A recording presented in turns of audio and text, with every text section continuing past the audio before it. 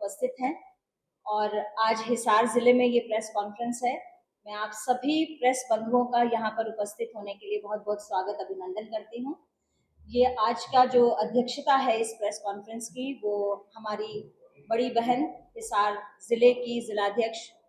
माननीय आशा खेदर जी कर रहे हैं। हमारे साथ में दोनों जिला के महामंत्री आप आज उपस्थित हैं और अभी मैं माननीय अध्यक्ष जी से ये प्रार्थना करूंगी कि आज की प्रेस कॉन्फ्रेंस की शुरुआत करें। जी धन्यवाद। अभी नेहा धवन जो हमारी प्रदेश प्रवक्ता है, उन्होंने परिचय करा और मैं सभी पत्रकार साथियों का भी स्वागत करता हूं। आज हिसार जो हमारी भारतीय जनता पार्टी युवा मोर्चा की प्रदेश कार्यकारिणी की बैठक है और ये प्रदेश कार्यकारिणी की बैठक ऐसे समय पे है जब देश के लोकप्रिय प्रधानमंत्री नरेंद्र मोदी जी के जन्मदिन से लेके विश्वकर्मा डे भी उसी दिन है और 2 अक्टूबर को राष्ट्रपिता महात्मा गांधी जी की जयंती और पूर्व प्रधानमंत्री लाल बहादुर शास्त्री जी की जयंती और दशहरे का भी उत्सव संयोग से 2 अक्टूबर को है। एक भारतीय जनता पार्टी का एक पखवाड़ा चलेगा 16 दिन का, उसमें अनेक कार्यक्रम भारतीय जनता पार्टी के रहेंगे, जिसमें सबसे बड़ा जो रक्तदान महादान, उसका एक आयोजन भारतीय जनता पार्टी कार्यकर्ताओं के द्वारा होगा और स्वदेशी अपनाओ एक अभियान पूरे पखवाड़े में चलेगा। हमारा जो युवा मोर्चा एक अभियान चलाएगा, उसमें भी चलेगा और इसमें भी चलेगा। और 21 तारीख को मोदी मैराथन, हरियाणा नशा मुक्त हो, युवाओं को नशे से दूर किया जाए, इस बात की प्रेरणा देते हुए। और पहले आप सबने देखा है, हरियाणा के लोकप्रिय मुख्यमंत्री नायब सिंह सैनी जी ने नशा मुक्त हरियाणा की थीम पर एक साइक्लोथॉन यात्रा प्रत्येक जिले सतर तक की थी। उसका बहुत अच्छा रिजल्ट रहा, युवाओं में जागृति आई और जिस प्रकार से हरियाणा में नशे का प्रचलन बढ़ा था, उसमें काफी गिरावट भी आई है। आज हमारा युवा जागरूक हुआ है और 25 सितंबर को दीनदयाल उपाध्याय जी की जयंती है, जो लगातार 2014 से भारतीय जनता पार्टी की सरकार है, जिस विचार पर चली है, अंत्योदय की सरकार है। ये जो मंत्र देने वाले पंडित दीनदयाल उपाध्याय जी की जो जयंती है, उस पर प्रत्येक बूथ पर, हरियाणा में 20,629 बूथ है, प्रत्येक बूथ पर हम उनके जीवन से लोगों को परिचय करवाने का काम करेंगे और उसी दिन वृक्षारोपण का कार्यक्रम और स्वच्छता का अभियान, ये जो 16 दिन का है, जब जब भी हमारा कोई अभियान चलेगा, उसमें हमने वृक्षारोपण और स्वच्छता को उसके साथ जोड़ा है। उस दिन 3 कार्यक्रम बन जाएंगे और वो लगातार रूटीन में 16 दिन तक हमारे चलेंगे। इसी प्रकार से प्रबुद्ध जनों के साथ संपर्क, उनके साथ संगोष्ठी करना, अलग अलग विचार के लोगों के साथ बैठना और केंद्र सरकार की जो उपलब्धियां हैं, केंद्र सरकार की जो योजनाएं हैं और हरियाणा सरकार की जो योजनाएं हैं, उनको भी लोगों के साथ चर्चा करना, इस प्रकार का एक अभियान हमारा पूरा चलेगा। और दिव्यांग सम्मेलन, जो दिव्यांग भाई हैं, एक प्रांत स्तर पर उसका रहेगा, उसके बाद प्रत्येक जिला स्तर पर कार्यक्रम रहेगा,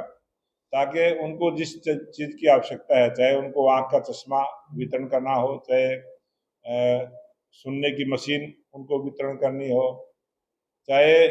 कोई ट्राई साइकिल वितरण करनी हो, जिस चीज की उनको आवश्यकता है, उनको उस प्रकार की सहायता दी जाए। ये 2 अक्टूबर को राष्ट्रपिता महात्मा गांधी और पूर्व प्रधानमंत्री लाल बहादुर शास्त्री जी को जहां हम याद करेंगे, उस दिन भी इसी प्रकार से स्वच्छता का और ये अभियान हमारा चलेगा। और जितने भी हरियाणा प्रदेश में महापुरुषों की, शहीदों की जो प्रतिमाएं लगी हैं, भारतीय जनता पार्टी के कार्यकर्ता उन सब पर माल्यार्पण करने का भी काम करेंगे और उन परिवारों को बुलाकर उनको सम्मानित करने का भी कार्यक्रम करेंगे। उन परिवारों का जो योगदान रहा है, उन सब के साथ हम एक ऐसा 16 दिन का अभियान भारतीय जनता पार्टी का चलेगा। और इसी प्रकार से एक अभियान हमारा चलेगा आत्मनिर्भर भारत, जो प्रधानमंत्री जी ने आह्वान किया है कि जब हम आजादी का 100वां उत्सव मनाएं, ये देश विकसित राष्ट्र हो और विकसित राष्ट्र बनने में हम स्वदेशी को भी बढ़ावा दें, आत्मनिर्भर भारत भी बने और जिस प्रकार से अभी जीएसटी के अंदर देश के प्रधानमंत्री नरेंद्र मोदी जी ने 15 अगस्त